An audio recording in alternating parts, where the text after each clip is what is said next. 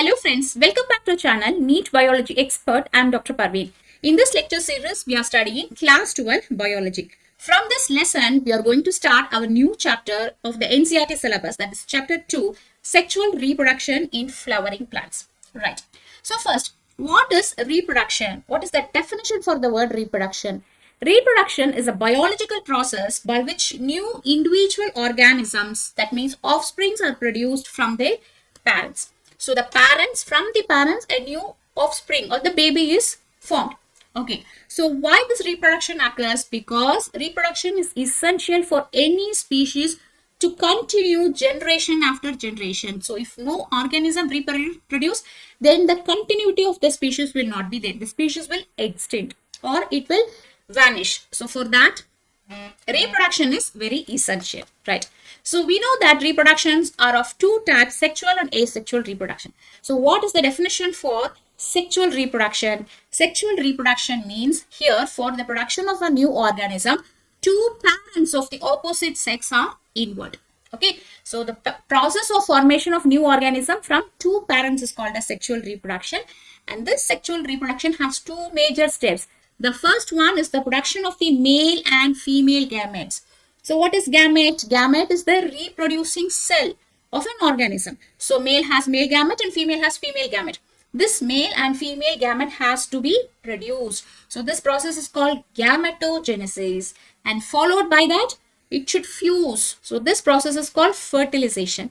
So first male and female gamete should produce, then those male and female gametes should fuse. So these two processes are together called as sexual reproduction. Okay, fine.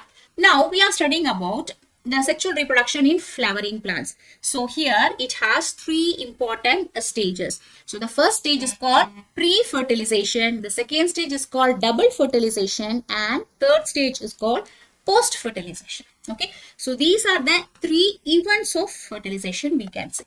Right. So first, before studying any chapter, we should know what we are going to learn in this chapter. Okay, so then only we could able to understand all the lessons properly. So this picture shows the overall mind map of the chapter sexual reproduction in the flowering plants. That means what are the topics we are going to cover in this chapter.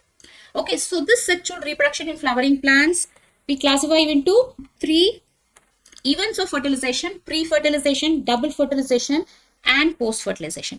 So in the pre-fertilization events, we are going to study structure of a flower, the male reproductive structure, then the male gamete cell formation. And similarly, the female reproductive structure and female gamete cell formation or the embryo sac formation. Then we are going to study about pollination and how the pollen and pistil interaction occurs. So these are the things we are going to learn in the pre-fertilization events, right? The next one is the double fertilization, in which we are going to study about zygote. So after the male and female gamete fusion, how zygote forms, right? And the last post-fertilization events, in which we will study how endospore forms and how embryo is formed and how seed and fruits are formed in a plant. Okay, so these are the topics we are going to cover one by one in this chapter. So in this first lesson, let us study the structure of a flower and the male reproductive structure. Flowers, we all love flowers, right? So flowers are an essential part of our life. So for example, poets, they use the flowers as an inspirational tool to write poem, right? And we use flowers as a decorative materials, and some countries' flags are embedded with flowers, and from the flowers we used to prepare perfumes, and even flowers are used in the therapy for treatment purpose. Not only that, the flowers are very much essential part of our life. For every occasion, we use flowers. Even if it is a wedding or a birthday or any happy occasion, we use flowers. If it is a death ceremony or any other sadness, we use flowers. So flowers are very essential part of our life. So flowers are not meant for these purposes actually. So why flowers are there? Flowers are an essential part of the plants. They are the sites of sexual reproduction. So as how animals reproduce, we have sex organs, right? Similarly, the sex organ of the plants are the flowers. Okay, so flowers are the sites of sexual reproduction in plants. Which plants? They are the reproductive structures in the angiosperms. So you know what is an angiosperms. So a plant which produces flowers are called as angiosperms. So the flowers are the reproducing organ, right? So we call the flowers as a modified shoot, right? So let us see the structure and the parts of your flower, how it looks like and what are the internal regions. Okay, so let us start from the base of the flower. So here this base part of the flower is called as pedicel. Followed by the pedicel, this region, this thick region is called as thalamus. Okay, then from the thalamus, here arises a leaf-like structure all over, here, everywhere, a leaf-like structure, and this leaf-like structure is called as sepal, right? Then, and followed by the sepal, the beautiful part of the flower is its leaves, like the outer parts which we see. So that is the petals, okay? Beautiful part of the flower is the petal, right? Then, the flower has a female reproductive organ that is called as carpel. So here, this region is the carpel. It starts from the base like this and it ends here, right? So this all part is called as carpel. The carpel has three regions. The base part is called as ovary, inside which eggs are present here. This is the yellow color region is the ovary, the female reproductive region. Here the eggs are present. So ovary has ovules. Ovules are the eggs, right? Then the ovary extends into a structure called style. The style ends in a seed. It will be like this. Let me draw here. So this will be extended like this, and here this one. Okay. So this is the ovary. The ovary has eggs. So many eggs present here. Okay. Fine. And here this is the style. This is the stigma. Okay. So the stigma is the region where the pollen grains come and sit. Okay. Right. So this part is the female reproductive part. Together this is called as carpel or pistil. This is the female reproductive organ of the flower. Then the flower has male reproductive structure that is called as a stamen. So here, see here the brown wala, all this brown wala, and it ends in an yellow color structure. Okay. So these structures are called as stamen. So stamen is the male reproductive structure. So this is the basic parts of a flower. So let us see this one by one. So the first part is the pedicel. Okay, this region is the pedicel. So when we pluck the flower, we used to take it along with the pedicel, right? So pedicel connects a single flower to its inflorescence. So what is inflorescence? The bunch. If the flower, for example, jasmine flower or any other flowers, if it is present in a bunch, okay. So this pedicel attaches the flower in the bunch, right? So pedicel connects a single flower to its inflorescence and it holds the individual flower in place. Okay. So this base part is called as the pedicel. And next region is the thalamus. Here, this region is the thalamus. This we can appreciate very much in rose. If you see a rose flower, you could see this thalamus, thick part. Okay. So thalamus is the thick part of the flower, also called as receptacle. The another name for thalamus is receptacle. So here this modified stem. Thalamus is the modified stem. This is important. So what is the function of the thalamus? The function of the thalamus is to supply nutrition to the flowers. Flower need nutrition, right? Because it has the male and the female reproductive organs. So the gametes has to produce, for everything it needs energy, it needs nutrition. So from the root, it has to come up, right? So till at the end, the nutrition to the flower is provided by thalamus region, this region. Okay, here this part is the thalamus. The next part is the sepal, like this. This green color structures are called as sepal. So the outer parts of the flower which encloses a developing bud is called sepal. For example, suppose if a bud is like this, okay, if a bud is like this, so it will be enclosed by sepals like this. Okay, so it will be green in color. So the sepals are green in color because they are the modified leaves. Okay, sepals are the modified leaves. So what is the function of the sepals? It encloses the flower and protects the developing reproductive structures. So this is going to develop into a flower. This bud is going to develop into a flower. So it has all the male and the female reproductive organs. So it needs a protection. So initially when the bud is there, when the bud is like this, it will be covered by the sepals. So as the bud blooms, the sepal also opens up. Okay, so this region is called sepals, and collectively the sepals are called as calyx. This is important. So the sepal won't be a single. The leaf-like structure, this leaf-like structure won't be single. It will be like this surrounding the flower, right? Surrounding the flower, it will be like this. So collectively, all the sepal is called as calyx. Calyx is the term, right? And the next beautiful part of a flower is its petals. Okay, so petals are multiple in color. Very beautiful, attractive structure of the flower is the petals. So what is the use of the petals? Petals are brightly colored to attract the pollinators. So who here are the pollinators? The insects, honeybees, butterflies. Like this, insects are the pollinators. So they come and sit on the flower and do their pollination, right? So during for the pollinators, it needs an attraction. So that's why the flowers are of different colors, right? So the function of the petal is to attract the pollinators, right? So here also the petals are the modified leaves. You should remember that both the sepals and the petals, they are the modified leaves, okay, right? Surrounded by the reproductive parts. And a flower has many petals, right? Like this, many beautiful petals will be there. So all the petals are collectively called as corolla. Corolla is the terminology for all the petals of a flower, right? Fine. So the next important part of the flower is the reproductive organ. It has female and male reproductive organ. So the female reproductive structure of the flower is called as carpel.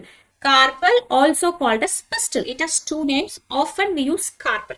Okay, so carpel is the female reproductive organ of the flower. So it is a modified leaf. Okay, right. So where is the carpel? So here, this structure is the carpel. This structure from this yellow until this blue, this region is the carpel. So the carpel has three important regions. This center part is called as the ovary, the female reproductive organ. Inside the ovary, it has many eggs. Ovules, these are called as ovules. The ovules are the eggs. Okay. Then the ovary extends into a tube-like structure that is called style. It ends in an outer structure. This is called stigma. So the stigma, style and ovary together called as, these three are together called as carpel. Okay. Together called as carpel. So a single flower may not have only one carpel. It may have groups of carpels. So carpel is the female reproductive part of the plant, of the flower, but the carpel, if it is present in a group, we call this as gynoecium. Gynoecium, gynek means female. Gynek, right? Female doctor, gynecologist, we used to say this word. Female, okay, gynoecium. Gynoecium is the female reproductive structures, group of female reproductive structures. Okay, understand? So here look at this flower, here, this part. This has many carpels. Together, this is called as gynoecium. This gynoecium is surrounded by the male reproductive structures. This is male structure. Male structure called androecium. Okay, right. So that was the female reproductive structure, carpel. Now let's see the next male reproductive structure, that is called as a stamen. Stamen is the male reproductive organ, sex organ of the plant. Okay. So here we could see here stamen. See here this brown color which ends in the yellow color region. So these are the stamens. So also stamens will not be just only one. So stamens will be like this, right?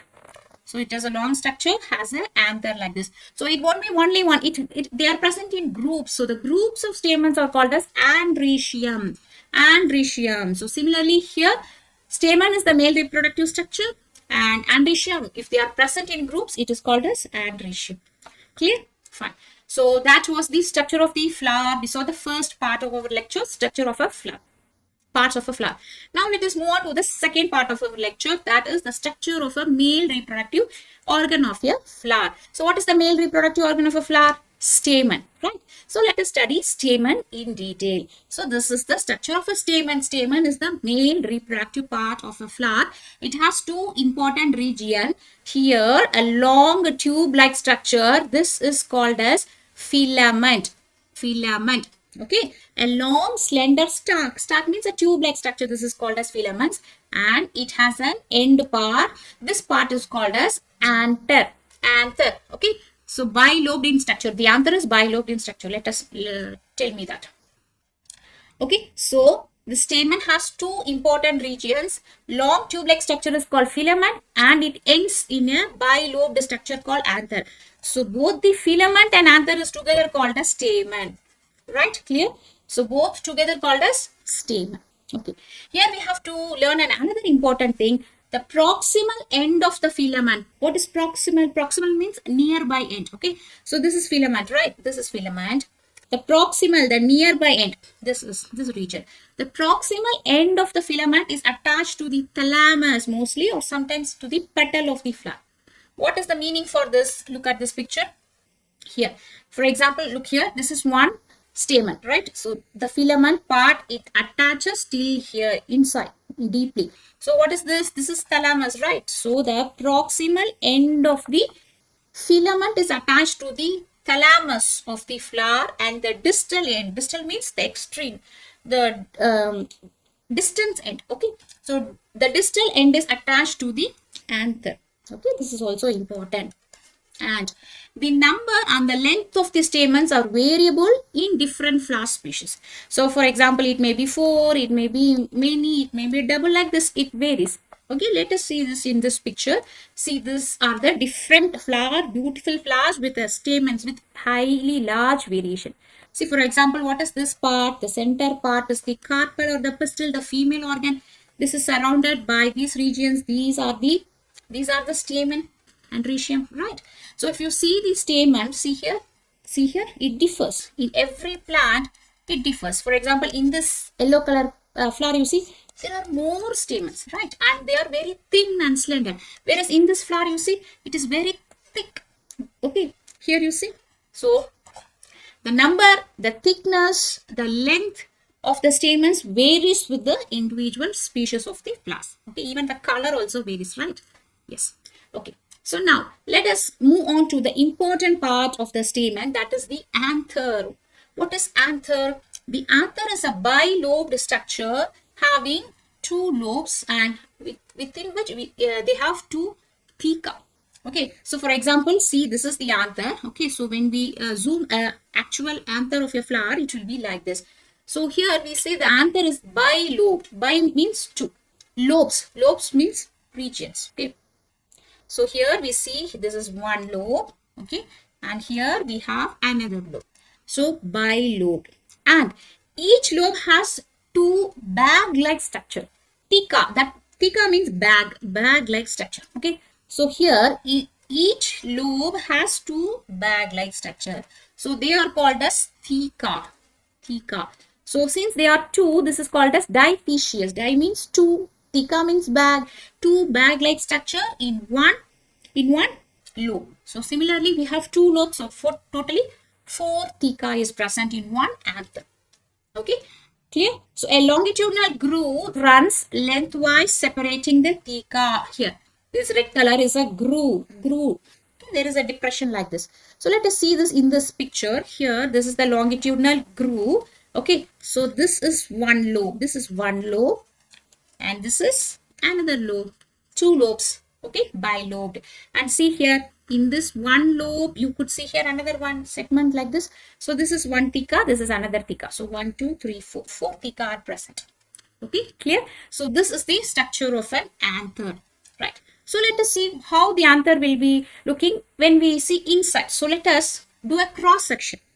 Cut the theca, cut the anther here. So we could see a structure like this. Okay, so what is present inside the anther? The anther is four-sided structure, that is called tetragonal. Tetra means four. Tetragonal in structure. So see here, when you cut the anther, it has a four-side structure like this. Okay, so 1, 2, 3, 4, 4-side structure. Okay, and it consists of 4 microsporangia located at the corners in the each lobe.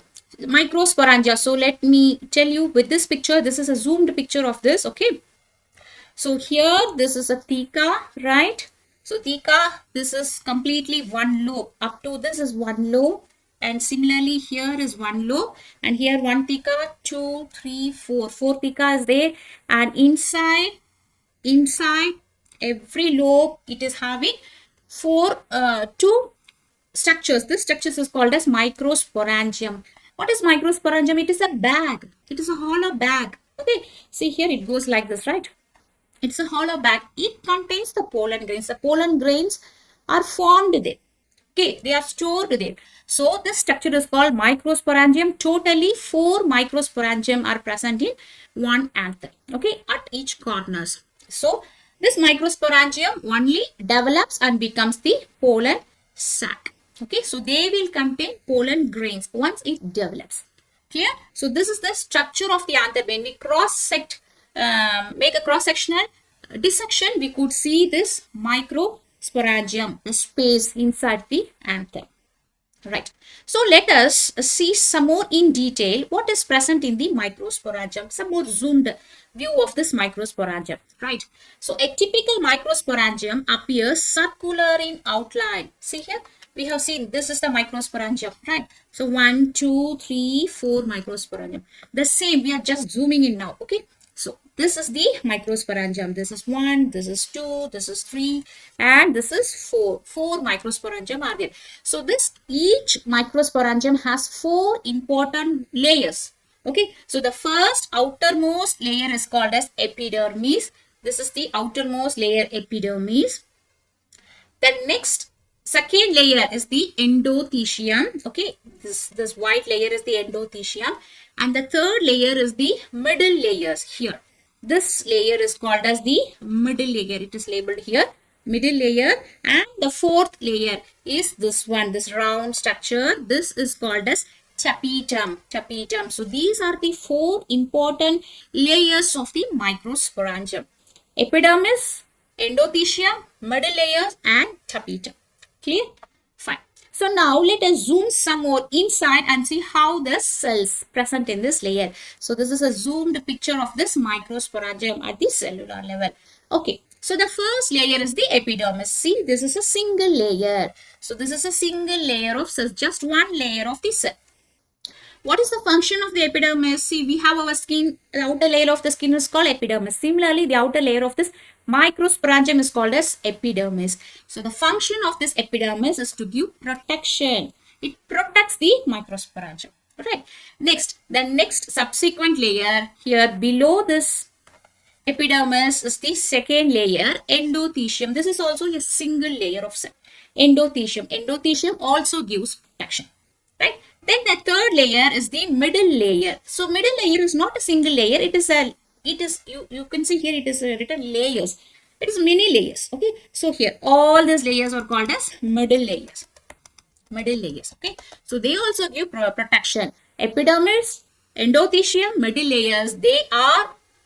Their function is to give protection and help in the dehiscence of the anther. Dehiscence means when the anther matures, it has to rupture. Then only the pollen grains will be released out. Okay, so it helps in the rupture so that the pollen grains will be coming out. Okay, so these are the functions of this layer. And there is a fourth important layer here. Here, this structure. Okay, so this structure is called as tapetum. So what is tapetum? What is the function of the tapetum? Now we know this. This is the microsporangium, the bag-like structure, hollow structure. Inside microsporangium are present sporogenous tissues.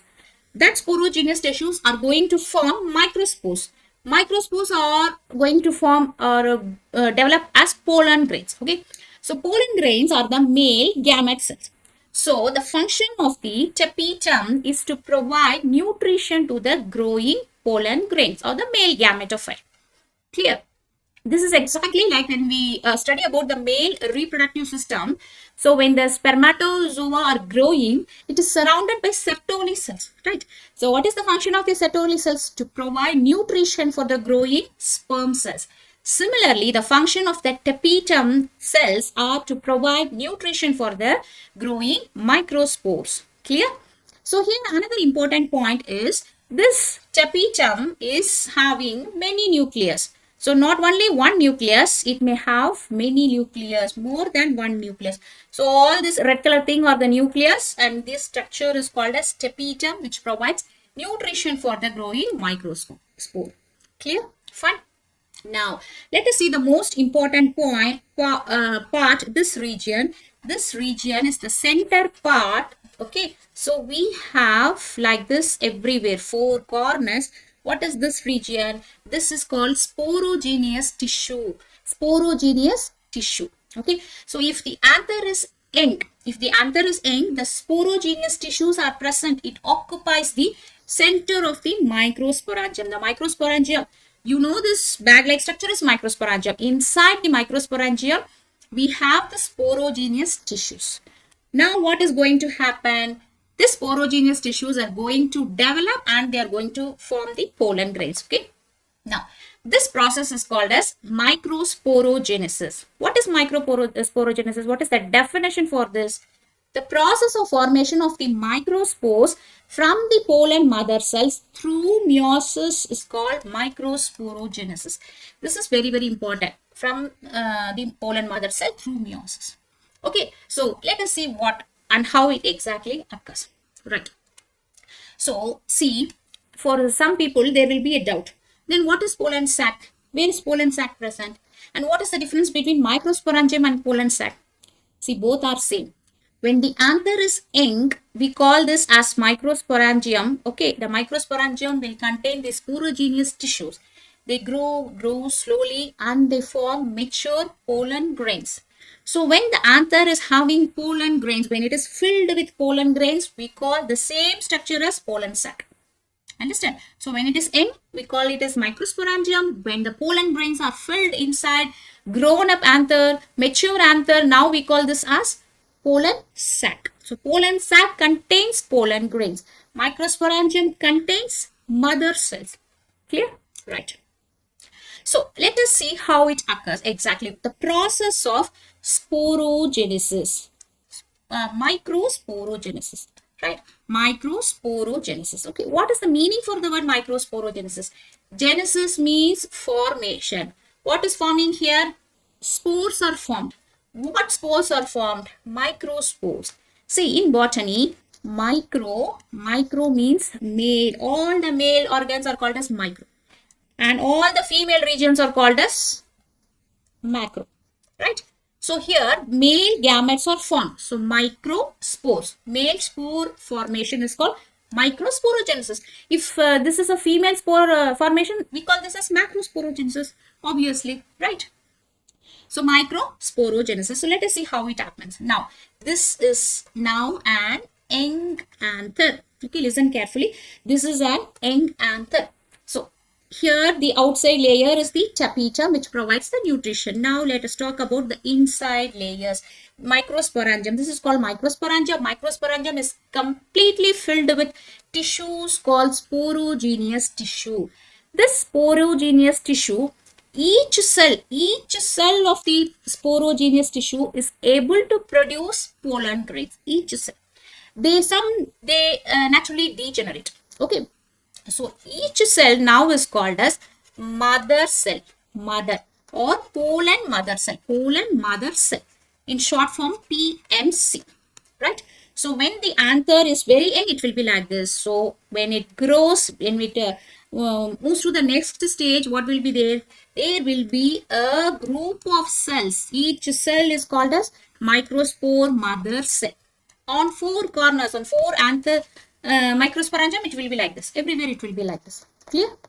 Now what happens next? As the plant grows, the anther matures and now it forms the pollen grains. So when the pollen grains are formed, the anther matures and it dehydrates and it ruptures. Okay, now this inside, whatever present in this region, okay, here in these regions are called as pollen grains. Now the pollen grains, this anther, they rupture and the pollen grain comes out. Okay, right? Now when the pollen grains are formed, we no more call this as microsporangium. Now what we call this? We call this as pollen sac. Matured microsporangium is called pollen sac. Clear? Right. So let us see, as the anther mature and dehydrates, the microspores dissociate from each other and develop into pollen grains. So initially the cells are very much closer together. Okay, very much closer.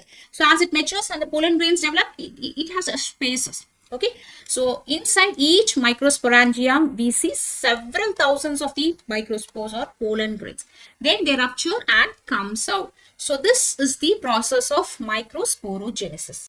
So let us see how exactly it occurs. Okay, so for example, we are talking here about this mother cell, pollen mother cell, pollen mother cell. Okay, let us take only one cell which is present in the sporogenous tissue.